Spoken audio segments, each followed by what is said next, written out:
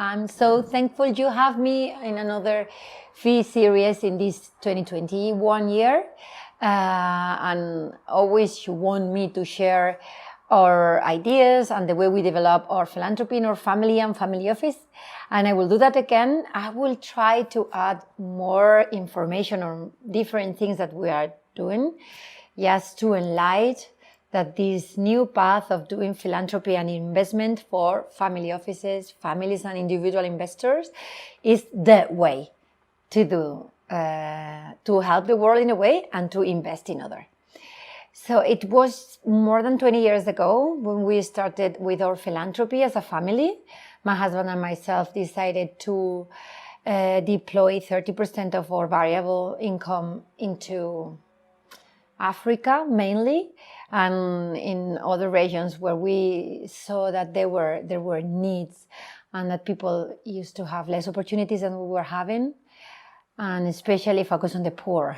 Just let's use the word, because sometimes this word, it's so hurting, but that is what we're talking about today. After a few years of doing traditional philanthropy, we opened some hospitals, schools. We held maternity projects that were in mainly East Africa, also in Bangladesh and India. We realized one day that if we weren't in this project next year, probably the schools will close, the hospitals will be closing too, and it really shake up our minds in terms of we need to do something more sustainable. In terms of financially sustainable, of course, environmentally sustainable, but we were looking about the finance of the projects. And really, we realized that after almost 10 years working in these areas, we haven't really opened an opportunity for life or for a mean of life that is a job. So we were really crazy about creating jobs since then, and looking for the best way to this job creation to happen. And that's why we started looking around us. What was other people doing? How were they deploying their resources to better, to generate a better impact, even bigger, and also make the projects self-sustainable by themselves. That's why we started to learn about microfinance. And after a few years of testing our own microfinance projects in Tanzania, we realized that this was already an industry. We could find a microfinance post in every single village we were working in. And that's why we decided to leave it the way it was. It was big enough. There was enough opportunities for almost all the regions in which we were working to have access to a microfinance loan, and start again to try to find another way to develop our philanthropy. And then is when we bumped into an article in The Economist written by Jacqueline Novogratz, and she was explaining to us that there was a different way, that there is a way in which you could invest in poor countries and reach the impact, the social impact you want, and at the same time have your money back in a way, maybe not 100% of the money, maybe 80, maybe 60, but will make the project more sustainable. And at the end of the day, we'll be creating jobs and opportunities. That was the motto of our foundation. We started investing with them, through them. We also learned about Juno's social businesses that was doing a similar work also in East Africa, also in India. And through them, we invest in wonderful projects that at the very beginning were very scary, because investing $1 million, these people in New York were sending $1 million as an investment in countries we've never think this could be done. And after 10, 12, 14 years, we were having our money back with a big multiple. In some cases, 4 times the investment, some cases is less. But we really learned that with patience and with investments, we were able to reach much more impact than we were doing before with just grants and philanthropy. Although these learnings were very, very good for us, and we started to walk this path, In a moment, we decided to make a U-turn, and forget about philanthropy and just focus on impact investing or venture philanthropy inside our foundation. And we saw this was not good. We were still needing grants for some kind of projects that couldn't be financially sustainable since the beginning. And that's why we're still using our foundation to give grants to projects that are in very early stage, to areas where people still has lots of malnutrition, or they need water, or they are in war, or it is a refugee camp. These kind of projects we also use. Still, we use philanthropy. But for the rest, we try to do venture philanthropy, which is investing in projects through our foundation. In Spain, it is very difficult for a foundation to use all the money they could raise in a year to do investments, especially if they are in countries like Malawi, Uganda, Rwanda, where there is no bilateral treaty in between the countries. So we decided to open a social impact fund. It was around 2016, 2017 when I started to learn more about impact investing. And I realized that with the skills we learned from the foundation, we were able to probably invest bigger amount of capital in businesses that were be more mature and start walking this path, which was very, very long, because it is difficult to open a social impact fund that will be investing in Africa from Spain.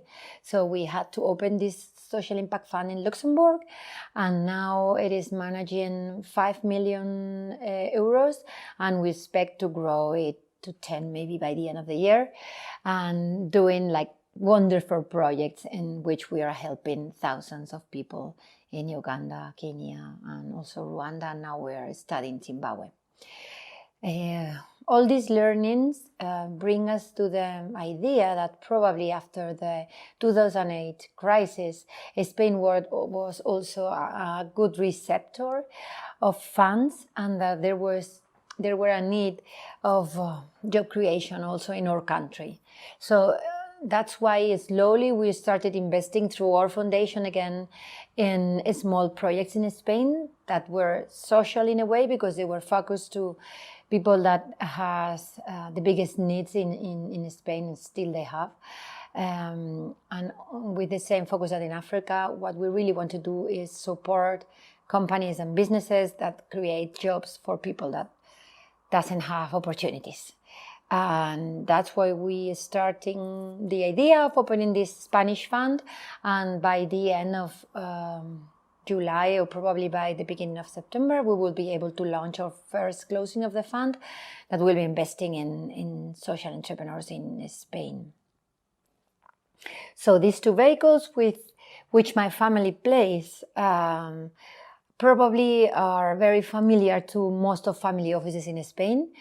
Normally, people in Spain have a social conscience, so whenever there is a big family office, normally besides there is a foundation or a social work that the family want to do. And I think that we are very well positioned to prove the world that there is a different way of doing investments, and there is also a different way of doing philanthropy.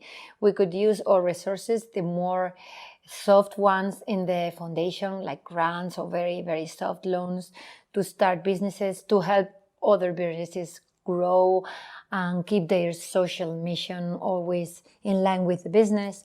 And that's what we use the resources of the foundation for. And then the fund is, I used to say or think, I like to think that it's a normal fund that has another way of measuring what they do. There is not only risk and return, we are also measuring our impact. So probably these social impact funds are the most difficult way of investing nowadays, but also the more rewarding. So what are we transmitting to our family or as individual investors to the next generations by doing this? Now for us, this is the future. We cannot envisage a future without impact investing being almost mainstream. We both are optimistic, and our children has inheritance, this characteristic. We think that the world is becoming very, very rich, especially in the north of the world. And there is enough money now to take out of poverty the 1 billion poor people that is living in our planet, and also to solve most of the environmental problems that basically for us, the subjacent side of the problem is always money. There should be enough customers wanting to pay a little bit more for a social and environmental friendly product, and there should be more corporations wanting to develop and put their resources into developing more social and environmental friendly projects. Thinking that this is going to happen in maybe 20, 30 years, 50 if you want, it's the sooner we start doing this kind of investment, the better for our families. The next generations will be accustomed to this. This will make our family stronger. As from this pandemic, we've learned that social entrepreneurs and social investments are more resilient to crises and cycles in the economy. So it's an interest way of decorrelate our assets in a different way of investments. And if things go the way the world is showing us it goes, so China becoming out of poverty, being now a big country in the political and economic arena in the world, it will happen with Africa in the future. Not that long ago that I was thinking before, but probably 20, 30, 50 years. The sooner we start investing in these new economies, the better we'll be prepared for when they boost and become a big economic player in the world. We all know that liquidity markets in Europe and in the US are already exhausted. These 2 digits, more than a decade, has been too much. Now investors are looking for private equity opportunities where the returns are bigger. I will encourage everyone to look at developing countries and impact investing, where you can have a very decent return and also an enormous social impact. So I couldn't think in a better way to show my kids that there is a way in which you can work, make out your living, and also do good to others that hasn't have the same opportunities that you did. Thank you.